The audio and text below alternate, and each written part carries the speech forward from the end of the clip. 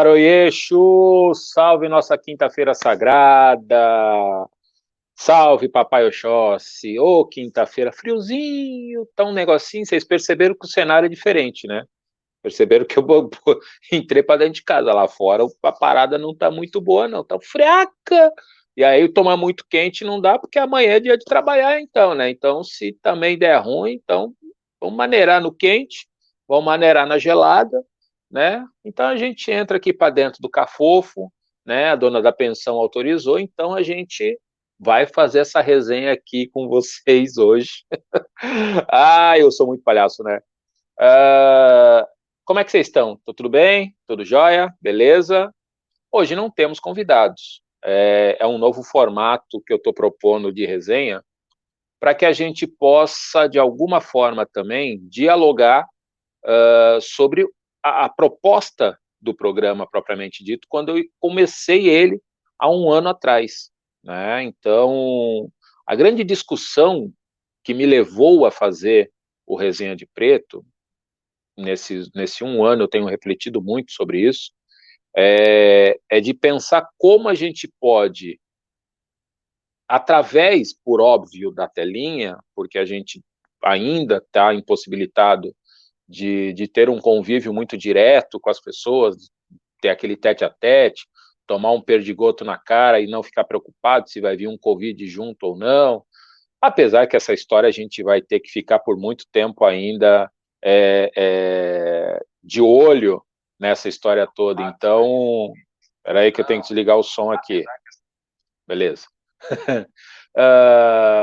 Nós vamos ter que conviver com essa doença. Hoje eu estava ouvindo no noticiário as pessoas dizendo de que nós precisaremos tomar mais uma dose de vacina no ano que vem, e não se tem notícia ainda de se nós teremos que continuar com as doses periódicas, como a vacina da gripe, por exemplo.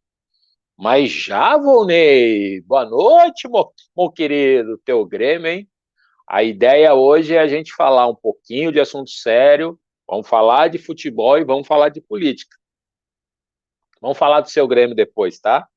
Nós precisamos entender o que aconteceu com esse Grêmio, do todo poderoso Grêmio, para estar ali tomando ferro do Cuiabá. A gente precisa saber o que está acontecendo. E aí a proposta do Resenha é de que a gente fale sobre negritude, a gente fale sobre pretos, sobre pretas, a gente coloque de fato para fora as questões de discussões étnicas raciais. Eu sempre tive a preocupação de não ser um Marco Antônio ativista preto, né? Aquela coisa, olhar para o Marco Antônio e ser só um militante da causa preta e tal. Era uma preocupação que eu tinha, isso era fato. E aí eu me vi numa situação, como advogado que sou, dentro do sistema penal, dentro desse universo que é o sistema prisional propriamente dito, eu fico pensando o seguinte: por que a gente se forma em determinadas profissões? Ou para que a gente se forma em determinadas profissões? No meu caso, esse que vos fala, decidiu que usaria, né, a pegada da advocacia, principalmente a advocacia criminal, para ser um militante, né, fazendo uma homenagem a um professor que eu tive. Ele dizia para mim o seguinte: eu não sou um militante comum, eu sou um militante pela vida. E partindo desse princípio que eu me torno militante pela vida, me torno militante da causa dos direitos humanos, me torno e aí a gente, porra, de novo eu preciso desenhar, né? É muito doido certas palavras terem se tornado sinônimos de coisa ruim só de bate-pronto, né? Então, tu olha um cara hoje com a bandeira do Brasil no carro, tu já torce o nariz. Tu fala que tu é militante, já te joga para um espectro de esquerdista, aquela coisa toda e tal, não sei o quê. Quando, na verdade, a militância é tudo que a gente faz no dia a dia através de uma ideia, né? Militar por algo, batalhar por algo, né? E quando eu me vi advogado criminalista, e olhar para dentro do sistema prisional e ver como esse sistema prisional é ruim, o quanto esse sistema prisional é perverso, o quanto esse sistema prisional não cumpre a sua função, que é de reeducar, que é de ressocializar. Meus queridos, eu vou perguntar e vocês pensem com vocês mesmos aí, não precisam nem me responder. Mas eu acho que, de alguma forma, todo mundo, ou eu vou dizer dessa forma, todo mundo que a gente conhece, eu conheço muita gente, todas, sem exceção, conhecem alguém que poderia estar preso agora, que poderia estar dentro do sistema carcerário agora. É muito forte isso que eu estou falando? É muito forte. Mas todo mundo já bebeu e dirigiu, por exemplo. Até vir a lei seca, todo mundo já deu aquela manguaçada, pegou o carro e voltou para casa. Sabe? Então, assim, vamos pegar esse exemplo em específico. Estamos numa cidade como Blumenau, de turismo etílico, ou seja, todas as festas relacionadas a Blumenau têm a ver com cerveja, inclusive estamos na época que seria a Oktoberfest, e a gente está aqui hoje não podendo ir para a festa justamente por conta da Covid, mas acho que foi prudente também não ter tido a festa esse ano, muito prudente, muito prudente, muito providencial não terem organizado a festa para esse ano. Mas aí eu pergunto para você, ó, faz aí um exercício rapidinho, ou até mesmo você que está me assistindo, ou eu mesmo. Eu admito, já tomei uma cana e saí e vim embora de carro para casa. Deus o livre guarde, como já dizia minha mãe, eu fizesse uma merda no trânsito a ponto de tirar a vida de alguém. Certamente eu ia para dentro do sistema prisional. Certamente alguém que você conhece iria para dentro do sistema prisional. E aí, como é que fica?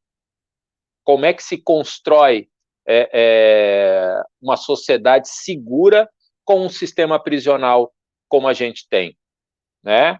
Então, eu já vou aqui conversando com vocês e boa noite, Otacílio, Neumar, professor Neumar, que é meu parceiro ali na Comissão de Direitos Humanos aqui da OAB, né? Colofé, minha mãe Valquíria, beijo, minha linda. O Volney coloca, acredito que o sistema prisional já está rotulado porque as pessoas não acreditam na capacidade do Estado de cumprir essa função. Pois é exatamente aí que a porca torce o rabo, porque esse mesmo Estado que tem o poder de te prender, não é o mesmo Estado que te dá a condição, ou dá a condição, para essa pessoa se ressocializar. Então, quando a gente se pega olhando para dentro do sistema penitenciário, e aí, para vocês terem uma ideia, não se trata de esquerda ou direita, de centro, centro não sei o quê, esses rótulos, como o próprio Volney colocou assim, esses rótulos identitários, esses rótulos de ideologia que é tão forte hoje em dia, né?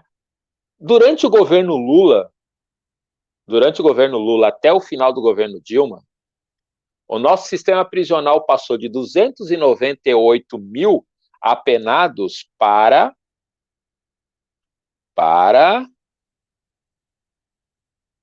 394 mil apenados.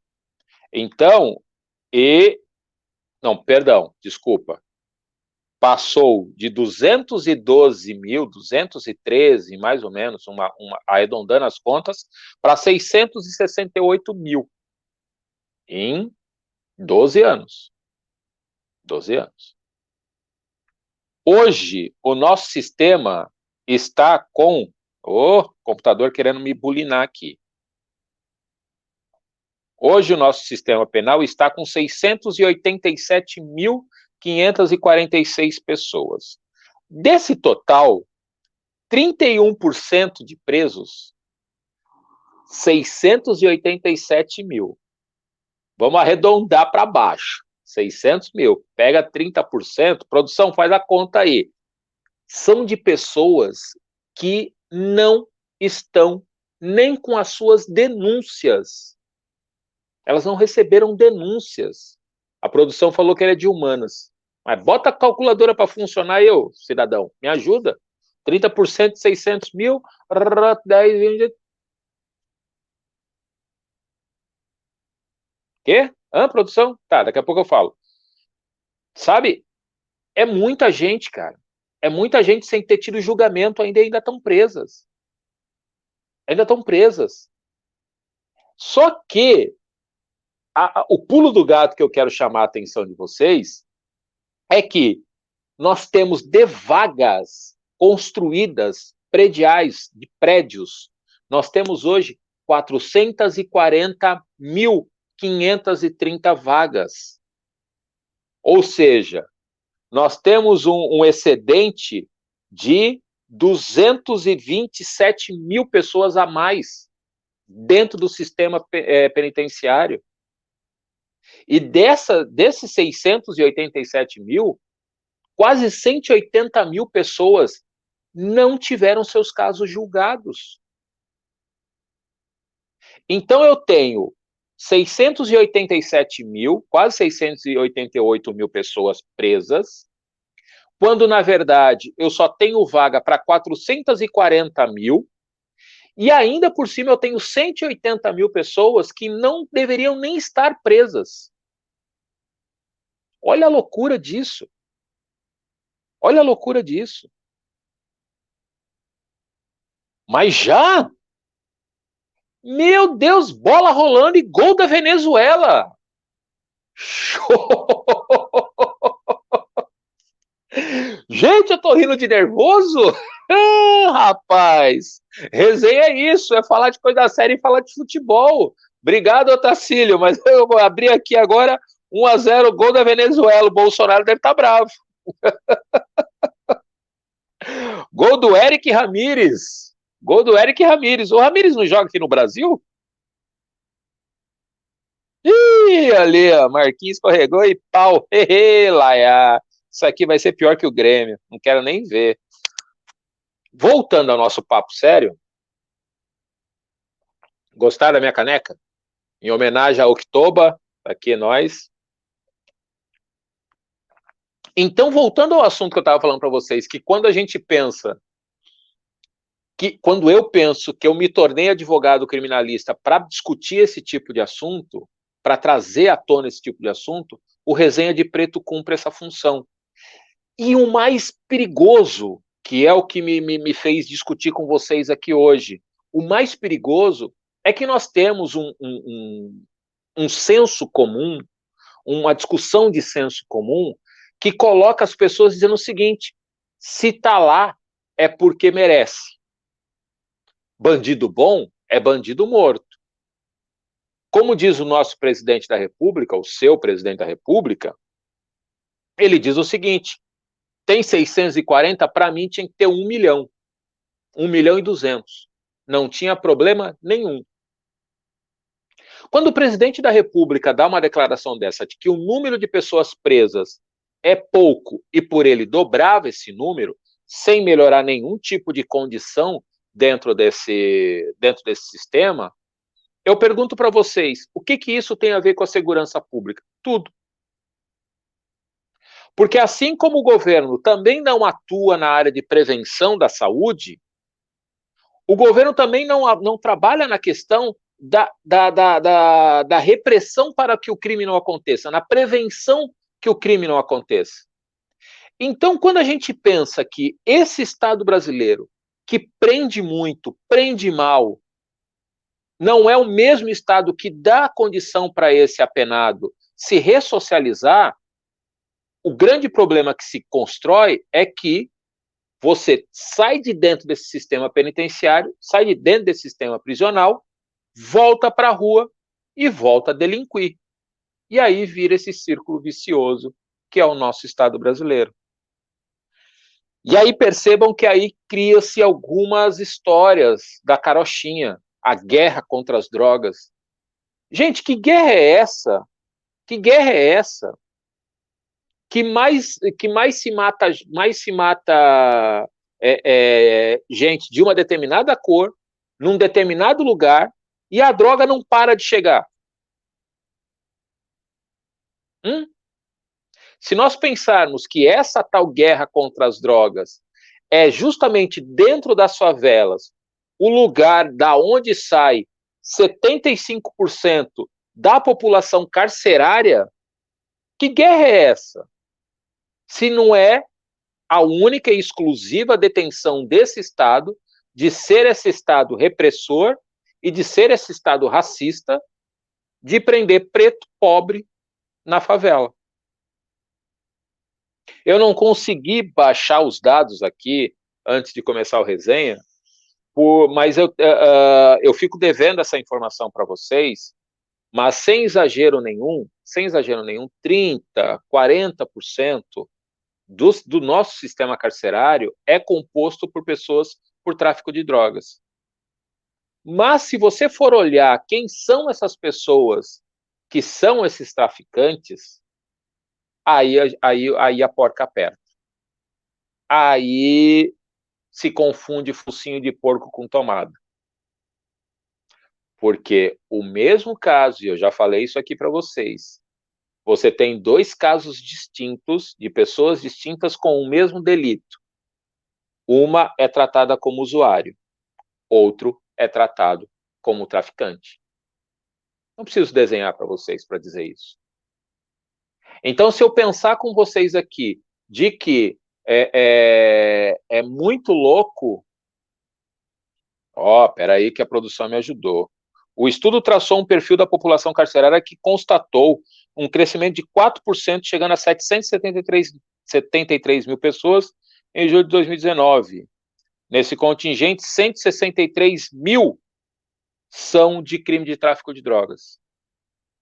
Se eu fizer um pente fino nesses 163 mil pessoas presas pelo tráfico de drogas, nós teremos um contingente de muitas jovens pretos e pobres moradores de favela, que são enquadrados como traficantes.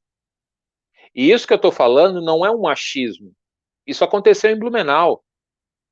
Um dos primeiros casos que eu peguei como advogado criminalista foi de um moleque de uns 22, 23 anos, foi pego com 2 cigarros de maconha, uns trocados no bolso. Ele estava próximo a um ponto de tráfico. A polícia parou, prendeu e levou ele, e ele pegou 8 anos de reclusão por tráfico de drogas. O principal argumento é de que ele já era conhecido pela polícia naquele lugar onde ele morava, e de que o fato de estar com o dinheiro trocado e com os 2 cigarros de maconha configurava que ele estava traficando. Detalhe, ele tinha acabado de sair de um bico de pedreiro, e realmente ele comprou 2 cigarros de maconha e estava com o dinheiro que ele tinha recebido do Vale, o pessoal chama de Vale, tinha recebido uma grana do patrão para passar o final de semana.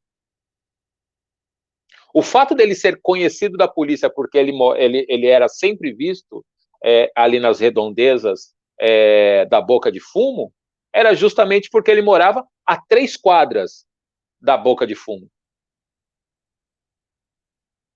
Então nós temos um Estado que prende muito, prende mal e prende errado. Não estou dizendo, a gente tem que entender que errou, se você errou, você vai cumprir, você tem que pagar pelo teu erro. Não estou dizendo que quem erra não tem que pagar pelo erro. Eu estou dizendo que esse cara que vai preso, ele precisa ter trabalho, ele precisa estudar, ele precisa ter assistência médica. E aí eu estou falando de um sistema que nem os próprios carcereiros ficam a par dessa história, porque eles também sofrem. Esses funcionários públicos do sistema penitenciário sofrem tanto quanto.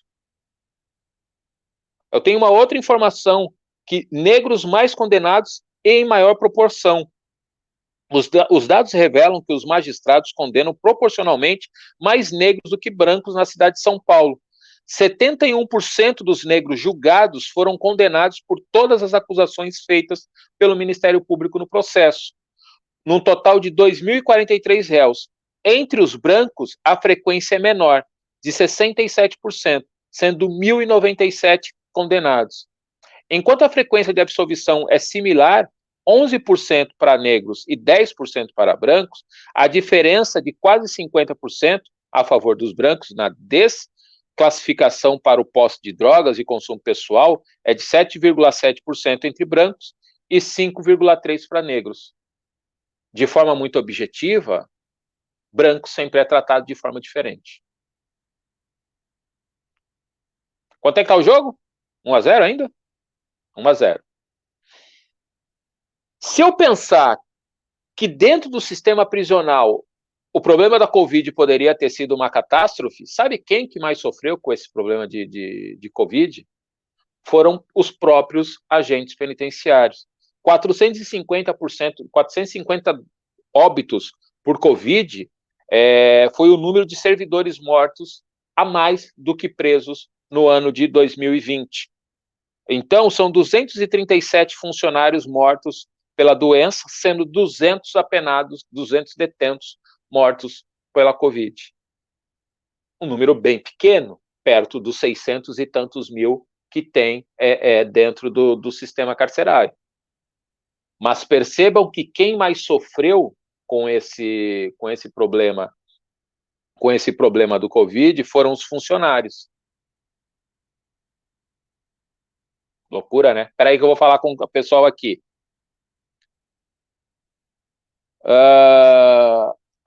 Gostou da caneca, né, mãe? Tá bom. Engraçado, o dono da van detona a Venezuela, só que no estádio estão jogando Venezuela e Brasil, está cheio de propaganda da van. Dá para entender? Dá para entender sim, Otacílio. Nós vamos falar disso daqui a pouco. Dá para entender sim, Otacílio. Infelizmente dá. Infelizmente, você pode ter muita certeza de que tem uma bufunfa aí. Mas vamos voltar para o nosso assunto aqui, que é muito louco aqui também. Vamos pensar violência?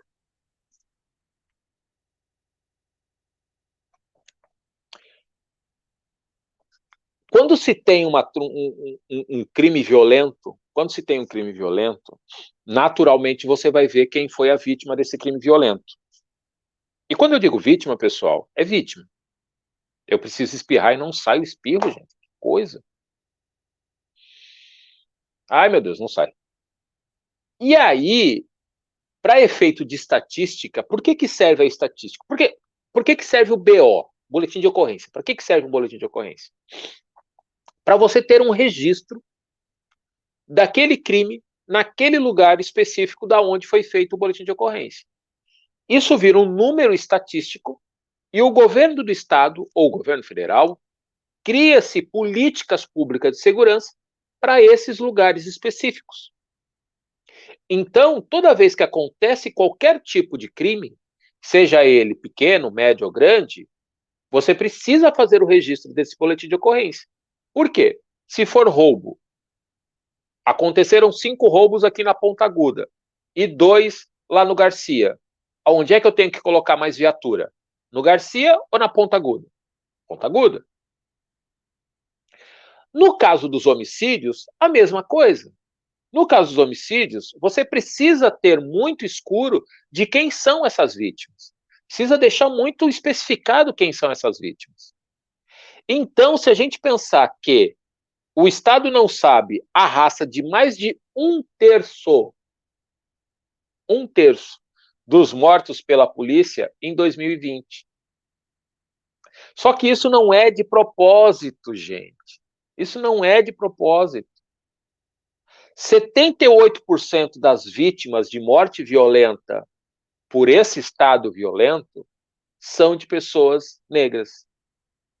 Na sua grande maioria, de jovens de até 23 anos. Então, quando eu não faço a identificação desse corpo também pela sua etnia, eu não fortaleço essa estatística.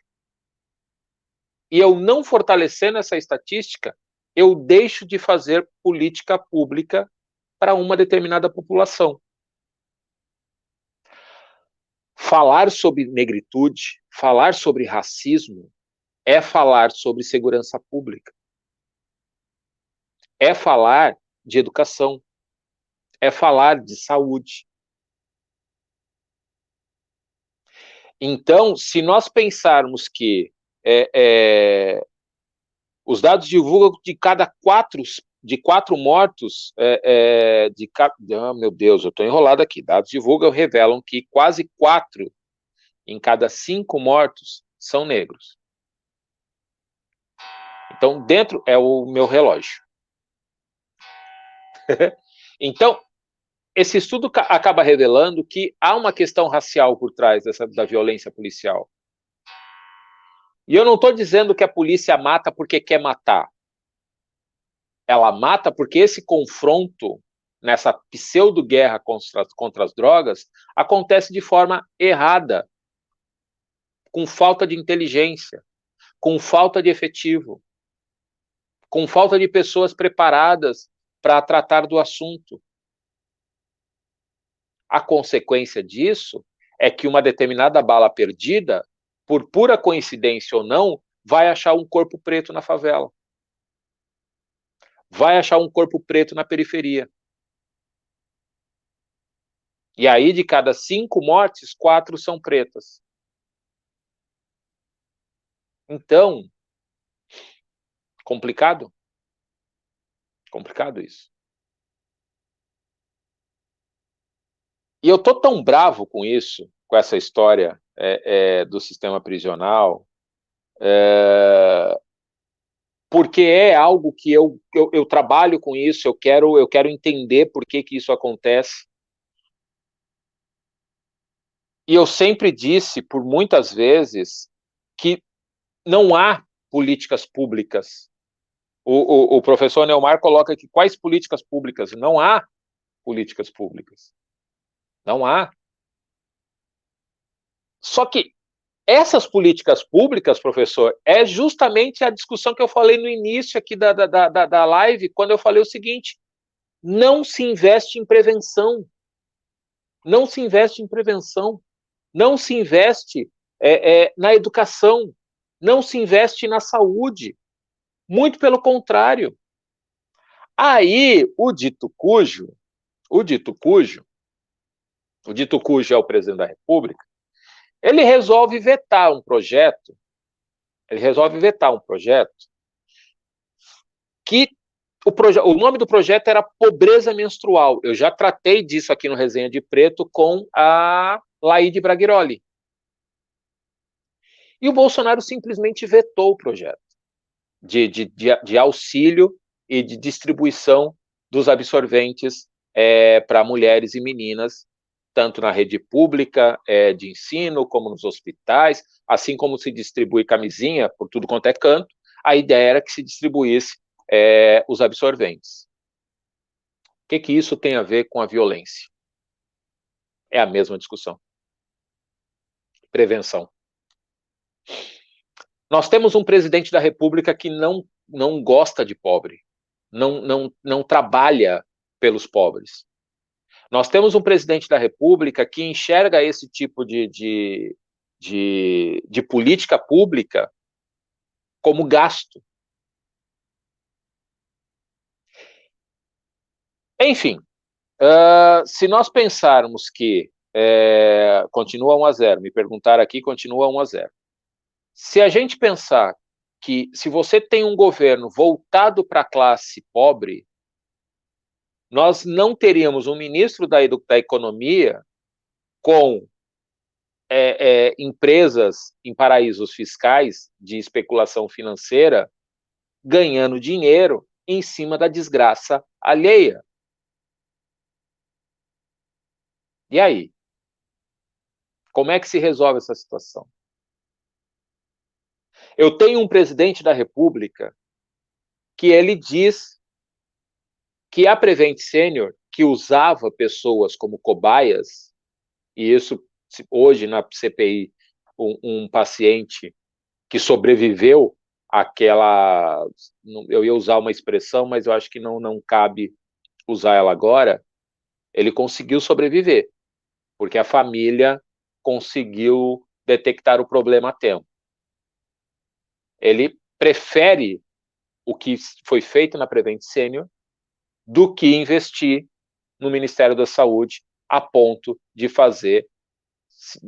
recusar por tanto tempo vacinas e depois só dar atenção para as vacinas com esses casos de corrupção que está vindo à tona.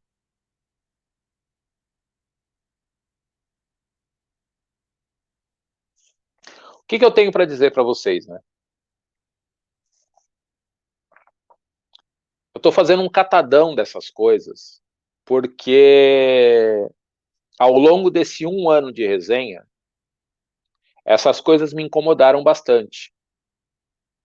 Essa falta de empatia, principalmente de apoiadores desse presidente, com a população mais carente, com a população mais pobre, com a população penitenciária.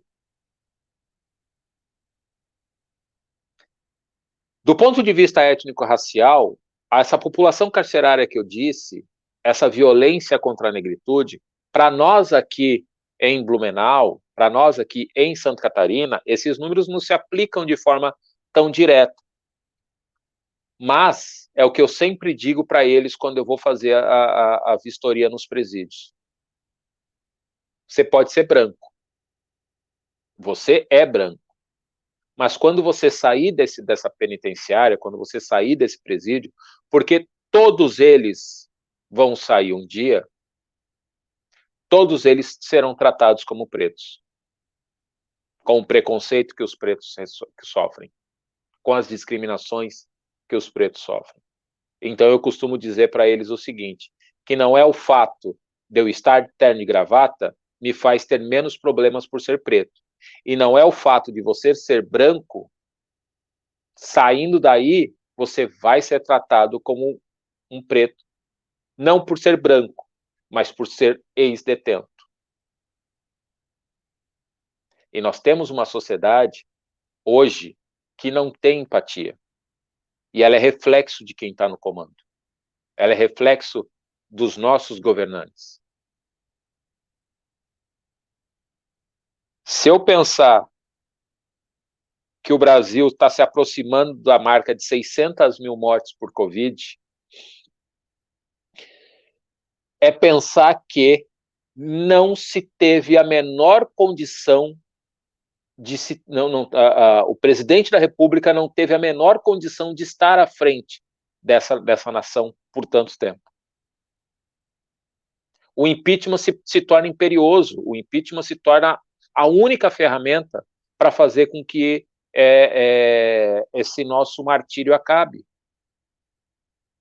E aí, de novo, eu se for o cachorro caramelo, ele será melhor presidente da República do que o Bolsonaro, que é um governo corrupto, que é um governo que tem no seu DNA a corrupção, que a mamata não acabou, que em menos de 3 anos de governo Bolsonaro, ele gastou mais de 30 milhões no cartão corporativo.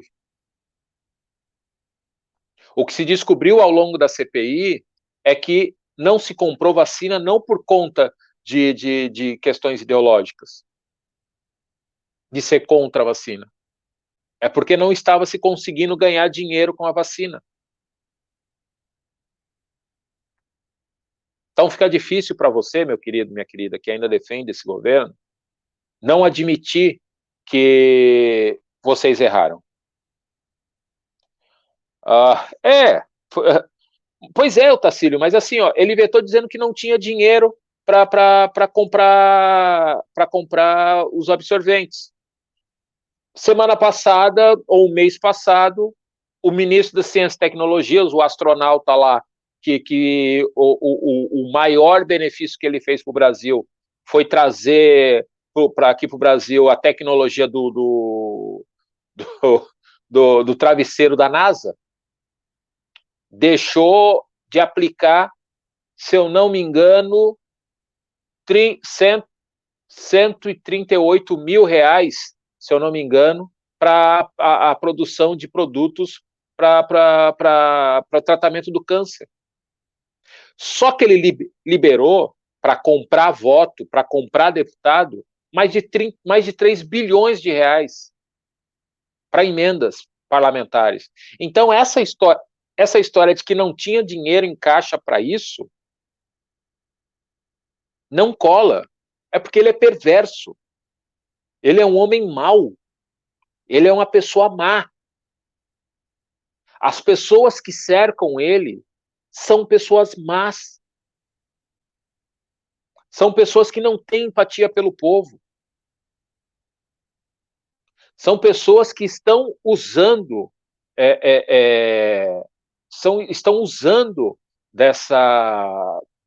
desse cargo que eles ganharam de mão beijada para roubarem, para fazer negócio. O Paulo Guedes ganhou, desde quando ele entrou no governo até agora, mais de 14 milhões de reais em investimentos que ele fez. E sabe como que ele lucrou com esses investimentos? Dólar alto, inflação. Eu vou espirrar.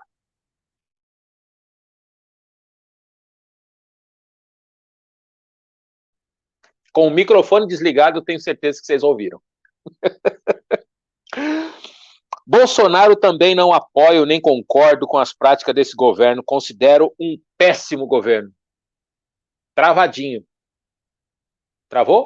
Voltei? Gente, a proposta a proposta é que eu fizesse essa live aí com quase 40 minutos, que possibilitaria a gente deixar ela um pouco melhor, para a galera poder assistir depois com calma, tranquilão e tal. A proposta é que eu faça mais lives em vez de fazer entrevistas, mas as entrevistas vão voltar na semana que vem. Eu tô ficando fanho. Cadê? O que foi? Tá. 1-0 ainda. São Paulo ficou 1-1 com o Santos. Só para dizer que eu não falei das flores, e eu sei que parece uma coisa aleatória, mas é de propósito, tá? É de propósito. Cadê? Ó, futebol. Peraí.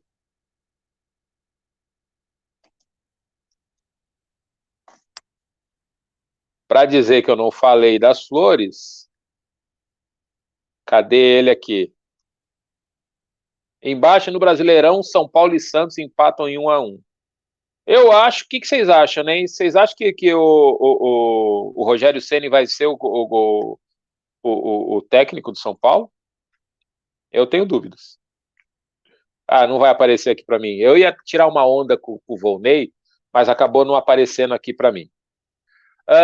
Gente, travadinho de novo. Voltei e fui. Gente, só queria deixar para vocês aqui o meu abraço, dizer que a ideia do programa é quase um desabafo semanal. Eu estou querendo mudar um pouco as configurações do programa. Provavelmente a gente consiga fazer essas mudanças ao longo do período que a gente for fazendo essas mudanças. A proposta é que a gente volte a fazer as entrevistas, mas que elas aconteçam ao vivo. Olha só, ao vivo. Ao vivo vai ser legal, hein? Ao vivo vai ser legal. Mas a gente precisa também ter um lugar para fazer esse ao vivo, esse ao vivo, esse tete a tete com a pessoa do lado, assim. Marcão, podes revezar, às vezes entrevistas e outras galas, esse bate-papo mais livre fica bem. Eu adoro essa audiência, a audiência ajuda a fazer o programa. Volney, querido.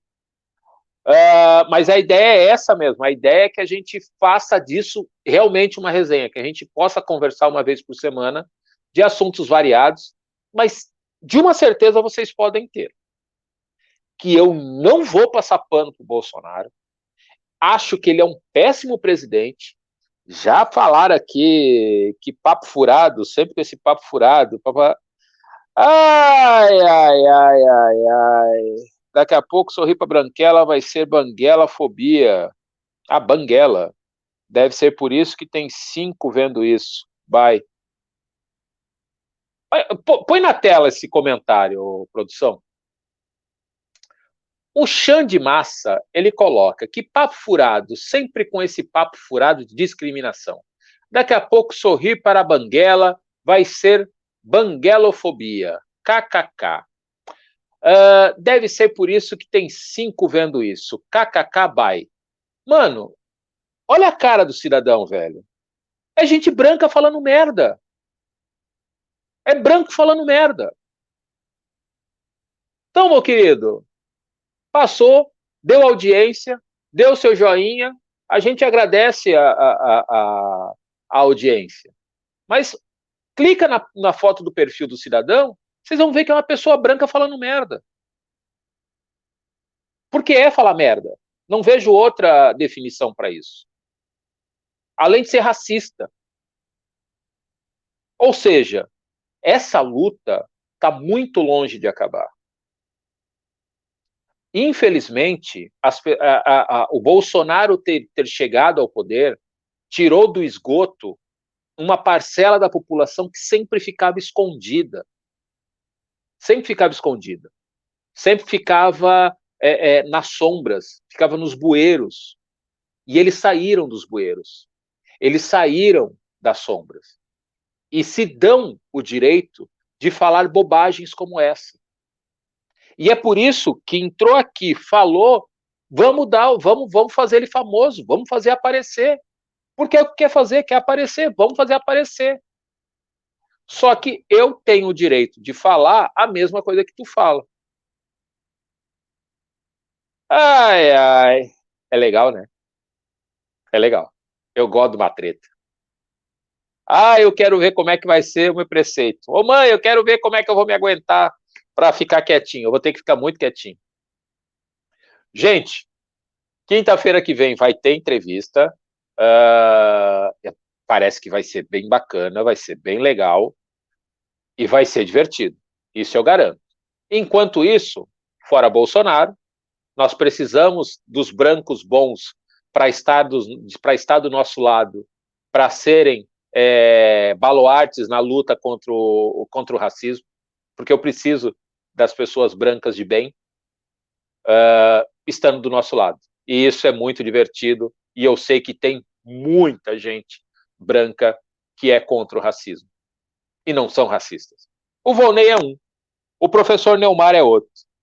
Para isso, nem deve dar atenção, professor. Eu preciso dar atenção porque precisa colocar na tela. Põe na tela a cara dele de novo ali, produção. Tem que pôr na tela. Olha a carinha dele ali, ó. O Chuchu veio comentar.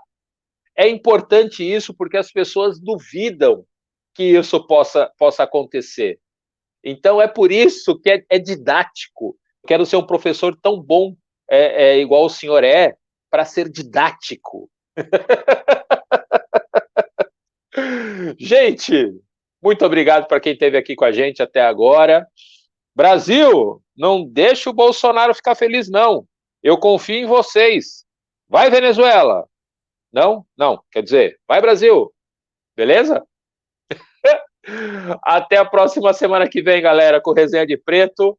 Não esquece, hein? Fora Bolsonaro. Quem não se vacinou, vai vacinar. Tchau.